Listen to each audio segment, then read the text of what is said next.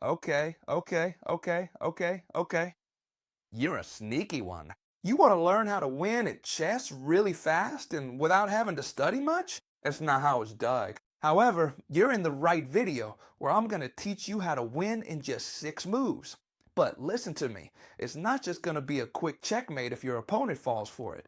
And if not, then instead, I'm going to teach you how to win quickly no matter what your opponent does. This video's pure gold. Watch. You're going to start by playing e4, the most logical move in chess. And now the most common response is e5, the double king's pawn. As I always tell you, the most played opening in chess. Now, how are we going to continue? Well, with knight f3, and then they'll continue with knight c6. You can't tell me you haven't played this a million times. If you haven't played it a million times, it's because you haven't played a million games, right? So here, we're going to continue with the Scotch opening, d4. What do we propose with the Scotch opening? Well, it's very simple. We're threatening to capture this pawn. Notice that we attack it with 2 pieces and it's only defended by 1. That is, here, the only good move by far for the black pieces, not black C's, okay, black is to take this pawn. The only good one, okay? Otherwise, we'd capture. And here, the natural move of the Scotch opening would be to capture this pawn. But we don't really like normal moves. Instead, we like weird moves, so our opponent falls for it and we win in a few moves. Here, the first and not only move I'm going to teach you to win fast is this knight jump over here. Knight g5. A somewhat peculiar move, it's true. And it doesn't threaten anything because a knight alone does absolutely nothing. Notice that everything it attacks is defended. This by the rook, this by the king. Coming here, nothing at all. That is, it's a move that seems totally useless. And that's why your opponent is going to think, this guy is really bad. He's wasting a tempo here with the knight. He's moved the knight 1-2, I kick it out, and he'll have to make 3. So, here when they kick out your knight, we have at our disposal the brutal move, knight takes f7. Notice that this knight is going absolutely alone, huh? And you'll tell me, let's see, chess teacher, if it's alone, why does this attack work? Well, first, because here we're attacking the queen and the rook at the same time. That is, the only move the black pieces can make is to capture the knight. Otherwise, they'd lose one of these 2 pieces. And once they capture this knight, notice that what we've done is lure the king to the center of the board. And now we can attack it however we want. For example, with the bishop. Check. Notice that this king says, well, yeah, he attacked me with the bishop, but I can go back home and I have an extra knight. However, it's already too late because look at the attack that's coming his way. Check now with the queen. It can't be blocked by the bishop or the knight because neither one can get between the king and the queen. He can't make this pawn move either because we just capture it and the threat would still be totally active. However, they can still try to escape with the king, even though it's already too late. Why? Because we can move in very easily with the queen. Check. Notice that what we're doing is trapping the king so he can't go anywhere, and now we just keep up the attack. Look, if the king comes here, how can we continue? Well, by moving in now with this bishop right here. Look, these 2 bishops, like 2 swords, cross in the middle of the board and make it so the king can't escape. He has to come this way. Notice we move in with the queen. Check. If the king comes here, it would already be checkmate. And if the king tries to escape through here, it would also be checkmate. What we've done with this move is give up the knight to lure the king into the center with our pieces and deliver checkmate. A very simple way to beat your opponents at the beginning of the game. But watch out because this is only the beginning. If you like this, what's coming next you're gonna like infinitely more. So remember that we have to start with e4 with the double king's pawn, knight f3, and when they play knight c6, we're going to play d4. When they capture us, what are we seeing? This great trap with the knight over here. This would be the most basic way to win, but there's an even stronger way, which is applying the Scotch Gambit with bishop c4. I have some very interesting videos on this channel where I talk in depth about this move. But here I'm going to explain how to win super fast. Why do we play bishop c4, giving away this pawn? Well, look, like every gambit, we're giving up a pawn in exchange for having a much stronger attack. And pay attention to this. We're attacking this point right here. For now, we're not doing anything. Notice that all the traps I'm showing you now, our whole modus operandi for attacking the opponent is by attacking this point right here. First with the knight, now with the bishop, okay? Notice that the opponent, very cleverly having an extra pawn and being attacked by two pieces, said, well, my opponent hasn't recaptured it, but instead developed a piece. I'll develop one too, and while I'm at it, defend this pawn. That's why bishop c5 is the most common move here. In fact, knight f6 is also very commonly used. But notice that since this pawn isn't here, a push like this could really bother this knight. That's why it's much more common to play bishop c5 first. Maybe to be able to play d6 later without trapping the bishop and then support it here with the knight. And after bishop c5, we're going to pull a move out of our hat that is extremely good, and that's c3. This is where our opponent starts rubbing their hands together and says, well, it's true that I have an extra pawn. And now, with this move, you're letting me take right here. And now, I'm definitely going to be up a pawn for the rest of the game, because I've taken two, and when you recapture, you'll only have taken one back, right? But the idea of playing c3 isn't to trade pawns or anything like that. We don't care about material. Right now, we just want the attack, and what we want is to open up the queen's line.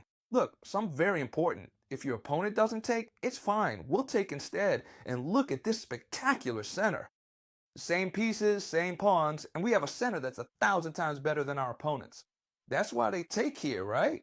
And so at this point, we're already winning. I mean, totally winning. And let me tell you something.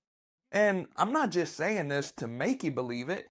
With this trap right here, okay? What I'm showing you right now is how I've won the most speed games in my life in official tournaments. Not online, but in official tournaments. So it works really well, okay? What are we going to do? Take this pawn here with the bishop.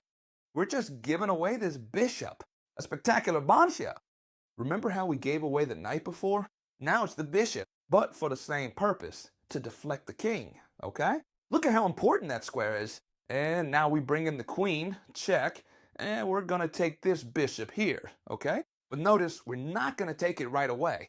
If the king goes back or moves here, notice he's on the same diagonal as the bishop, then we would take immediately because it's a check, and then we'd win back this pawn and be much better off. However, after this check, the most common move is to bring the king here. And we won't take here. Instead, we'll give this check first so that if he moves here, we're in the same spot, gaining a tempo by taking with check.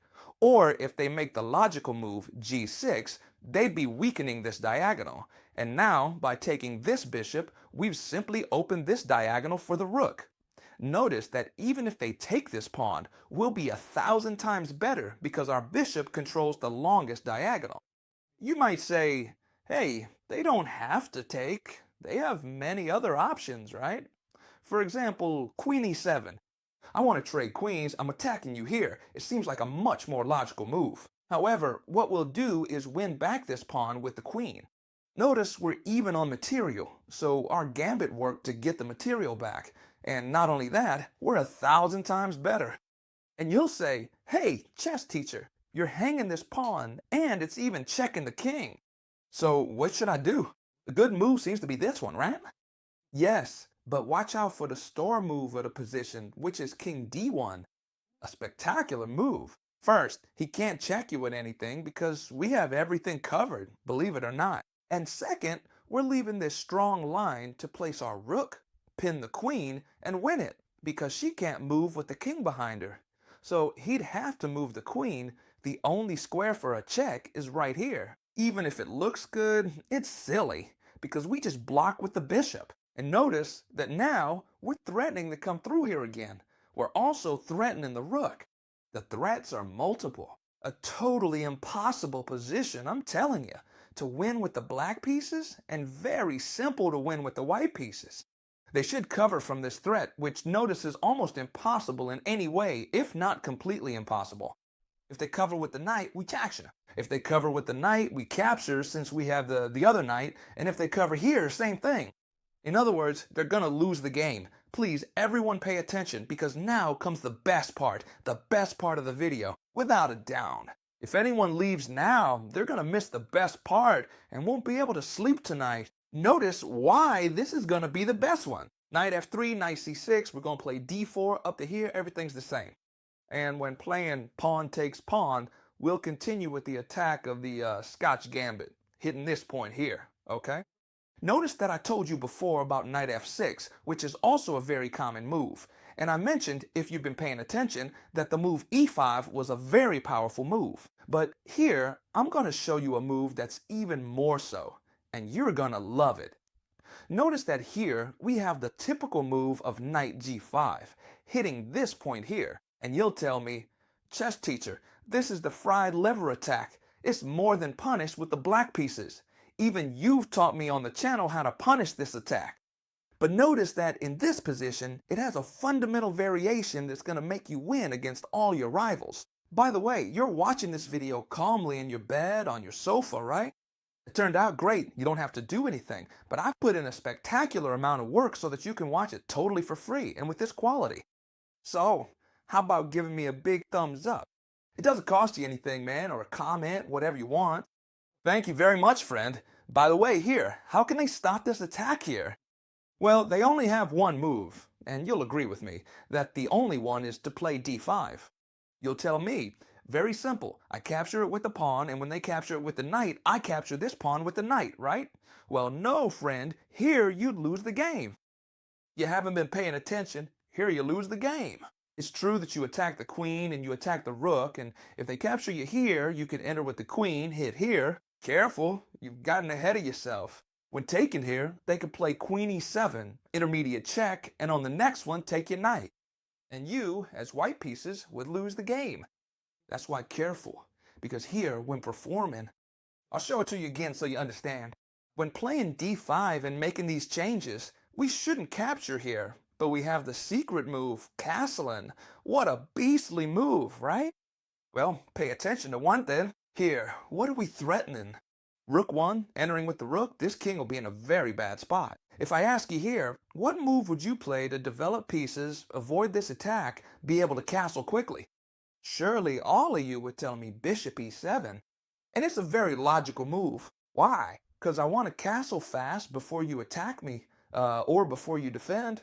Sorry. And now, yes, now we can play knight takes because we've castled. And look at this. We attack the queen, we attack the rook, so they must capture with the king. There are no intermediate checks because the king is castled. And now, yes, check with the queen. And on the next move, what are we going to do? Well, we're going to take this knight right here. Notice it would be a disaster to bring the king to the center of the board since we have the rook. So now, yes, they should go back. Logically, by going back, for example here, we'd be entering with check and then checkmate. So there's a move that seems to cover everything, which is bishop f6, but we don't care too much because we're simply going to capture this knight with check. They can block with the bishop, but it's fine because we exchange, the king is in the center, and we enter with the rook thanks to having castled. Look at the difference between castling and not castling, right? Short castle, huh? Short castle. We're attacking the king. Now, where does he have to go? Well, he has to go back, friends. And all we have to do is switch sides. We've done everything here. We move here to give the diagonal check. And when he moves, for example, we enter here attacking the knight. The king is exposed. Our king is super safe. The black piece's position is fallen to pieces. Super, super, super, super, super important if you want to play this line. Super important. Knight f3, knight c6, d4, pawn takes, and bishop c4, right? If they play knight f6, we've seen all the options, right? We already saw bishop c5 first, and now we're seeing knight f6. You have it all reviewed very well in the video. So this is a very valuable video in case you want to save it. But now, super important. When we're making this strong attack here, we might overlook a move that, if we don't know how to punish it, could leave you trembling. But it's easy to punish. Don't worry. I'll explain it very simply so you understand. What happens if they play knight e5? Instead of playing d5, where we saw we made the exchanges and castled, what if they play knight e5? They attack the bishop and defend this point at the same time. Many of you would say, here, I'll be damned. Well, I'm not gonna say any swear words here because we're on YouTube and I want to monetize the video. That's just how it is, huh? So here, if they attack the bishop and defend over here, all we have to do is pull this bishop back a little bit. Important, keeping this diagonal right here. See that absolutely nothing happens here? But of course, now you'll tell me black moves. We're attacking a defended spot. If they attack this knight, we can't do anything anymore, right? Because if it were our turn now, it would all be very easy. For example, a capture here, I threaten this knight, and when it moves, I capture here. Even stronger, I threaten with f4, and when this knight moves, I capture here. The difference is that it's black's turn, and they can kick out this knight. And if you haven't seen this part of the video, you're going to say, everything has gone down the drain, right? Everything's gone down the drain, the whole attack. But don't worry, because here, there's the move f4, which is a very strong move. You attack my knight, I attack yours. And notice that nothing happens here. Many of you will say, oh, well, I can move this knight away. If they move the knight, we simply win the game. So the only option they have left is to capture this knight and accept the exchange. And when we accept the exchange, the black pieces will say, well, it's not that big of a deal. We've traded knights, and now I can move this knight away and even win another pawn. Absolutely nothing happens, because now we have the brutal move, queen takes d4, attacking this knight. And here, there are two possible moves. If your opponent tries to be too clever because they're a pro, right? They think they're the best in the world, and they want to make a spectacular move, or if they want to make the normal move. If they try to be too clever and are used to doing tactical exercises, they'll see that this move looks very good. It attacks the rook and it can't be captured because it's pinned by this rook over here. So, they might make this move. However, all we have to do is play the queen here. We attack the knight and we attack checkmate. Then, when they defend against checkmate, we capture the knight. Serious mistake, trying to be too clever here. Very easy to punish, okay? We simply come in with the queen and win a piece. And if they don't realize it, we deliver checkmate. And the logical thing is to come here with the knight. Why? Because it's defended by the bishop and can no longer be captured. And besides, they're attacking this bishop here. This is the most logical move. However, we don't care, because we simply castle short. We castle short, and now we're attacking this point with two pieces in a super strong way. The only move to save themselves from here, and practically mandatory, is to capture this bishop, right? And then we'll capture with the pawn, and look at the massive difference in position that we have. The king is already castled. The queen is in the center, in a spot where she can't be attacked. Our rooks are both attacking vulnerable points, because right now, this point is only defended by one and attacked by two. While the most important thing is that the opponent has all their pieces on the back rank, an overwhelmingly winning position for the white pieces. Oh, by the way, I'm sure you like this video a lot, and I don't have a surprise, but I'm going to give you a scoop. I bought a new board. What do you think? I'm telling you, it's the coolest and most beautiful board I've ever bought in my life. You'll see it on the channel soon. I hope you love it, okay? Let's see what you think. You'll tell me in the comments. You know, I don't get many views on YouTube, that's just how it is, but I have a very nice community, right? Who watch the videos, and that's the most important thing, that we create a community, that you give me good likes, comments, let's talk to each other. Let's see what you think of my new board. I'm thrilled to show it to you, okay? When it arrives, I'll do my best to record it with it quickly so you can see it. I don't know if I'll get a discount from the brand for all of you. I'm going to try. If I get it, I'll tell you in the video. It's absolutely no problem. If not, you can still enjoy the board in the videos. So I hope you love this video. Since we're the best chess community in the world, if you leave a nice comment, or like, or subscribe, anything helps. And I'll see you in the next video, friends. Bye-bye.